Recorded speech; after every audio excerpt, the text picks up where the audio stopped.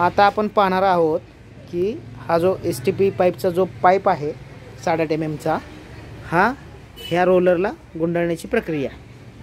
सर्वात प्रथम हा पाईप इकडून पाईपचे जे दुसरं टोक आहे ते आपण इकडून ह्या होलमधून बाहेर घ्यायचं आहे। हे बाहेर घेतल्यानंतर थोडंसं तोंडाचं बाहेर ठेवून तो पाईप आपल्याला ह्या रोलरमध्ये पहिल्यांदा रोल करायचा आहे। पाईप रोल करून घ्या। अशा पद्धतीने आपला हा पाईप रोलरला हा पाईप गुंडाळून झालेला आहे। आता पाईपच्या दुसऱ्या टोकाला गन आपली आलेली आहे। आता आपल्याला काय पाहायचं आहे की ही तर झाली रोलरला पाईप गुंडाळायची प्रोसेस।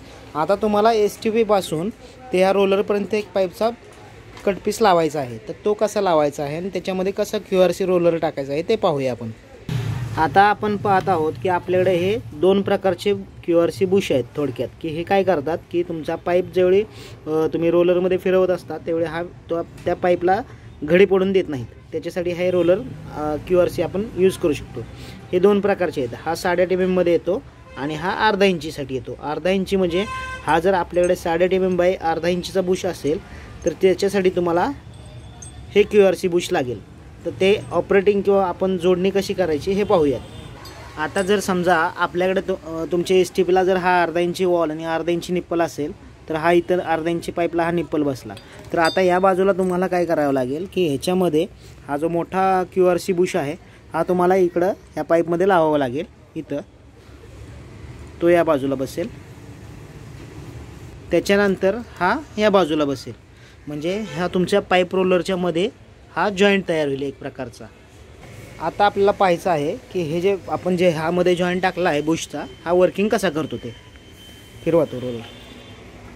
आता तुम्ही बघू शकता की हा STP आपला जागेवरती आहे। हा रोलर मधला फक्त मधला बुश बसून तो पाईप तिकडून आपण गुंडाळत आहोत। हे पहा हा रोलर फिरतोय फक्त मध्ये। हे आपण मोठ्या अर्धा इंची पाईपसाठीचं फिटिंग बघितलं। जसं की आपल्याकडे पोर्टेबल पंपासाठी पण आपण हा यूज करू शकतो। तर पोर्टेबल पंपाचं जे निप्पल असतं ते 8.5 mm मध्ये आहे छोटंवालं। तर त्याच्यासाठी सुद्धा आपल्याकडे हा बुश अवेलेबल आहे। तर त्याचं सुद्धा ऑपरेटिंग आपण बघूयात। आता हे 8.5 mm चं आपण फिमेल निप्पल इकडे या बाजूला लावलेला आहे।